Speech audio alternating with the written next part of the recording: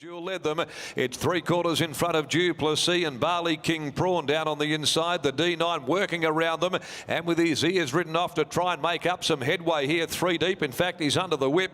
In the middle, Keeper's Tail's going easily. Trailed in turn by Annie's Luck. Tucky's Lad searching for a clear run down towards the inside. The others headed by Adorenza. In the straight, Daraja Jewel headed by Duplessis, Keeper's Tail, and they're the two that sweep together. In behind them, running on, Barry's Rabbit also making up some ground behind those. At the head of the others was Klondike Kenny with 100 to go. Keeper's Tail, Duplessis are still together. Keeper's Tail with its head in front of Duplessis. Keeper's Tail wins again. Keeper's Tail has won from Duplessis. Barry's Rabbit down on the inside looks as though it may have run third, and then deeper out is Adorenza, and they were followed then by the tiring Daraja Jewel, Tucky's Lad, Klondike Kenny, and then came Scoreline and Annie's Luck. Barley King Prawn did not raise the hopes of its supporters, beating only two home. Production, who went skywards at the start, missed it a couple of lengths, and the D9 has compounded to finish back there at the rear.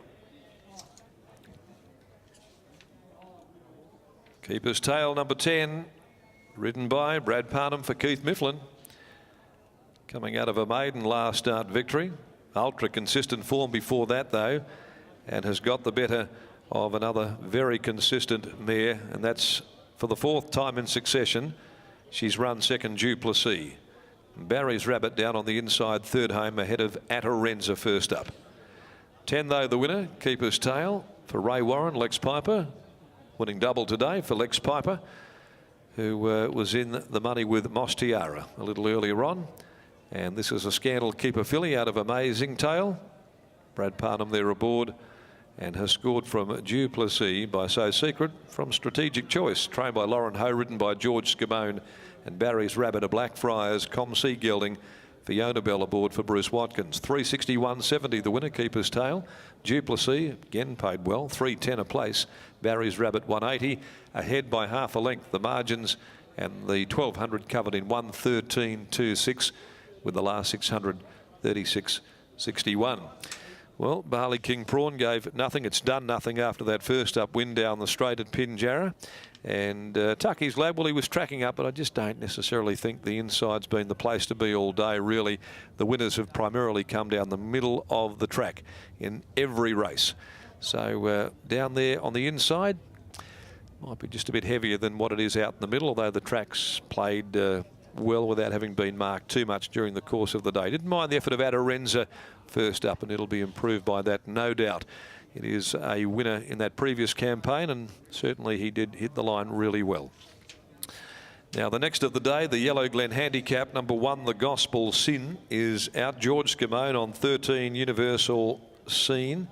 Kate Whitten rides 14, Tommy Campbell, and confirming the rider for 12, Lucky Legacy, Peter Nucky. Changes there, race number 6 on the card. So a good day for part owner Lex Piper down there at the moment, and congratulating trainer Keith Mifflin, who's now with Adam McGrath after the 2nd straight win of Keeper's Tail. She's been very consistent so far this campaign, Keith. It's taken a little bit of time for maturity, but back-to-back victories now. Yeah, she's doing everything right. She doesn't lay down. She just keeps fighting on. Tough is definitely the word, isn't it? I mean, Duplessis there wasn't going to go away, and she just continued to put her head in front. We saw that the previous racer went able to beat She Banged the Drum as well. Yeah, she just keeps fighting on, so, oh, well, a bit more time, I reckon she'll be better off. Well, you mentioned the time that you're going to give her. I mean, the time we've already seen, the improvement from that first run this prep, it's been huge, hasn't it? Yeah, well, the first run this time up was, I won't say, but we worked that out. She's been a handful, there's no doubt about that. Now, the 1,200 metres, it seems to be working so far. You've had the 2 wins and a second, but is it a horse that you'd like to just try and get a little bit further with as she does mature? As she goes on, but why she's winning 1,200s, we must probably stop at 1,200. Only a small team, but you're going along quite nicely at the moment, aren't you? Yeah, it's only got 5 in work, so yeah, they're firing all right. They're all going very well at the moment. Keith, congratulations on the win. Good, thank you. There's Keith Mifflin, trainer of Keeper's Tail. Brad Parnham not too far away.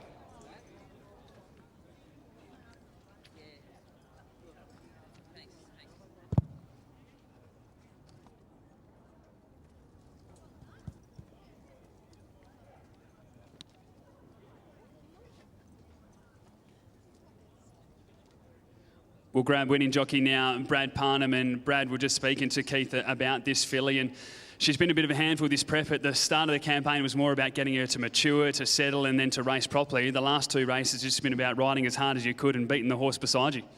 Yeah, that's it.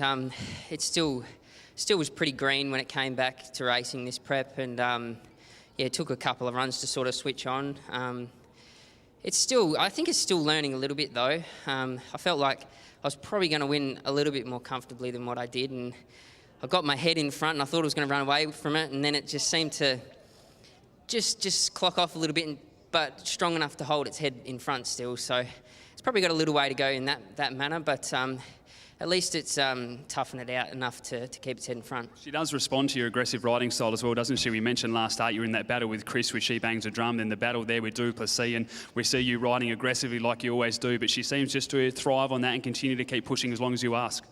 Yeah, that's it. I think horses like this that are pretty green in the straight, they sort of need all the help they can get. So being as aggressive as I can be just encourages it to sort of stretch out. I mentioned Keith's team. It's not huge, but he's having some success and you're getting a lot of that as well. You must be happy to be riding for him at the moment. Yeah, I am. You know, he, like I say, he hasn't got a big team, but I try and ride all these horses for him when I can. And yeah, with his little team, we've managed to have quite a few winners over the last couple of years, so it's been really good. Well done, mate. Congratulations. Yeah, thank you. Brad Parnham there, winning jockey aboard of Keeper's Tale, which has made it back-to-back victories, taking out race number 5 here at Ascot, the C Corp handicap over the 1200 metres.